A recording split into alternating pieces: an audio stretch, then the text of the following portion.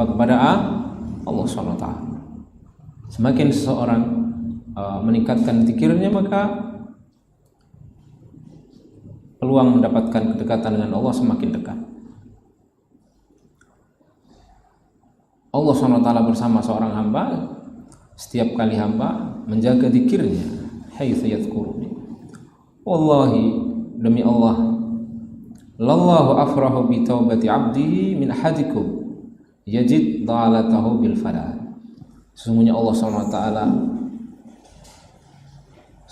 lebih senang dengan taubatnya seorang hamba, dengan taubat salah seorang di antara kalian,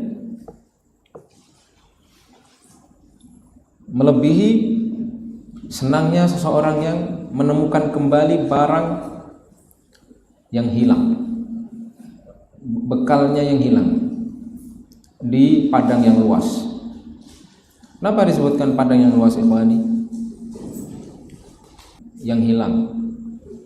Tapi di sini ada tambahan bil falal, di padang yang luas. Kira-kira faedahnya apa? Ada tambahan lafaz ini. Ada yang bisa beri jawaban?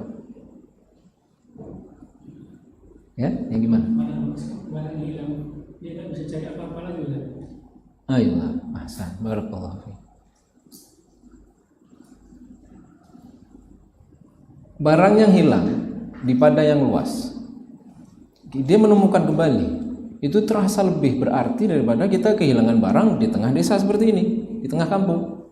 Kalau kita kehilangan bekal di tengah kampung, ya kalau nggak dapat, ya udah nanti saya minta-minta sama sama tetangga-tetangga sebelah, nggak ada masalah. Tidak terlalu tidak terlalu penting dia, atau dia masih ada harapan yang lain-lain. Tapi ketika di padang yang luas kemudian dia hilang, tiba-tiba datang lagi barangnya, tentunya di sana dia sangat membutuhkan. Karena kalau nggak ada barangnya, tentu dia akan bisa mati, ya kan? Bisa mati karena di tengah padang yang luas. Maka ikhwani rahimakumullah barakallahu fikum, permisalan ini permisalan yang sangat tepat sekali. Dan Allah SWT lebih mencintai taubatnya seorang hamba melebihi senangnya orang yang mendapatkan barang yang hilang ini tadi. Nah, sudah maklum bahwa ikhwani rahimakumullah barakallahu fikum, di sini ada anjuran kita untuk segera kembali kepada Allah Subhanahu wa taala setiap kali kita melakukan satu kekeliruan, kesalahan. Nah, sekali lagi ini juga menekankan tentang fadilah raja, menekankan kembali keutamaan harapan kepada Allah. Apapun dosa yang kita perbuat, ikhwani rahimakumullah barakallahu fikum, kembali kepada Allah Subhanahu wa taala. Segera bertobat kepada Allah Subhanahu wa taala dan bergembiralah dengan rahmat Allah, karena Allah Subhanahu wa taala lebih mencintai kalau kita bertobat itu melebihi cintanya atau melebihi senangnya seorang yang kehilangan barangnya tadi. Wa ma taqarraba ilayya shibran taqarrabtu ilaihi dhira'an. Dan barang siapa yang mendekatkan diri kepadaku satu shibr, maka aku akan mendekat kepadanya satu dhira'. Kemarin sudah pernah saya sampaikan, satu shibr itu seberapa? Satu shibr istilah dalam ukuran Arab pada masa itu, ya, tentunya pada masa itu. Ingat satu shibr seberapa? Tidak ingat. Satu shibr itu dua jari kita yang kita bentangkan secara biasa, satu shibr. Barang siapa yang mendekatkan diri kepada Allah SWT satu shibr, maka Allah SWT mendekat kepada hamba satu dhira'. Dhira' itu satu lengan, dari siku ke ujung jari. Kalau ukuran masa kini 75 cm, ukuran masa kini satu dhira'. Wa man taqarraba ilayya dhira'an, barang siapa yang mendekatkan diri kepadaku satu dhira', segini, taqarrabtu ilaihi ba'an, aku akan mendekat kepadanya satu ba'an. Kalau satu diro itu dari siku ke ujung jari, kalau satu ba'an itu dari pangkal, apa namanya? Pangkal lengan, pangkal bahu ya, sampai ke ujung jari. Wa idza aqbala ilayya yamshi, apabila seorang hamba datang kepadaku, menghadap kepadaku dengan berjalan, aqbaltu ilaihi harwalatan, aku menghadap kepadanya dengan berlari kecil ya. Masy itu berjalan biasa, kalau harwalah itu berjalan dengan cepat tetapi tidak sampai kepada lari.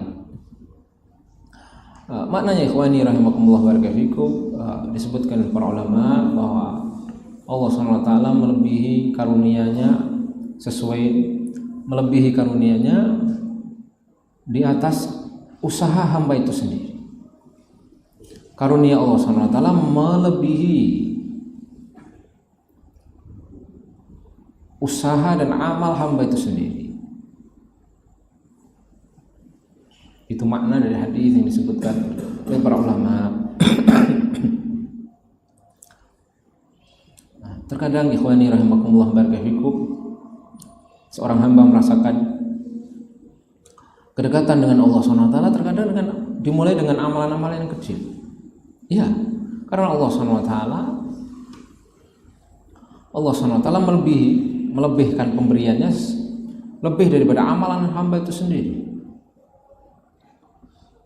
Seorang hamba umpamanya memperbaiki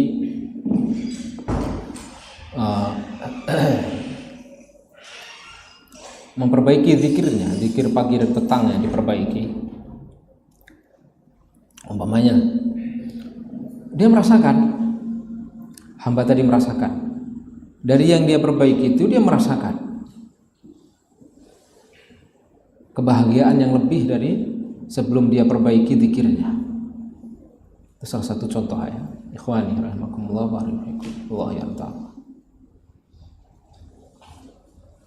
Demikian juga keadaannya diperbaiki. Allah SWT memperbaiki keadaan hamba. Dimulai dari apa? Dimulai dari memperbaiki zikirnya tadi umpamanya. Itu salah satu contohnya. Atau contoh yang lain umpamanya, seorang hamba memperbaiki sholatnya. Dia perbaiki sholatnya. Dimulai dari memperbaiki wudu'nya umpamanya. Dia perbaiki wudu'nya. Yang tadinya wudu'nya kurang sempurna umpamanya, dia sempurnakan wudu'nya dengan sunnah-sunnah yang ada dalam wudu' itu sendiri. Di samping yang rukunnya, dia perbaiki lagi sunnah-sunnahnya. Nah, sebelum saya lanjutkan, ada yang hafal rukun wudu ada berapa? Ada yang hafal rukun yang wudu? Yang rukun itu tidak boleh ditinggalkan. Kalau ditinggalkan maka wudunya tidak sah. Sekarang jumlahnya dulu, siapa yang bisa? Rukun wudu jumlahnya 6 ya. Ahsan, barakallahu.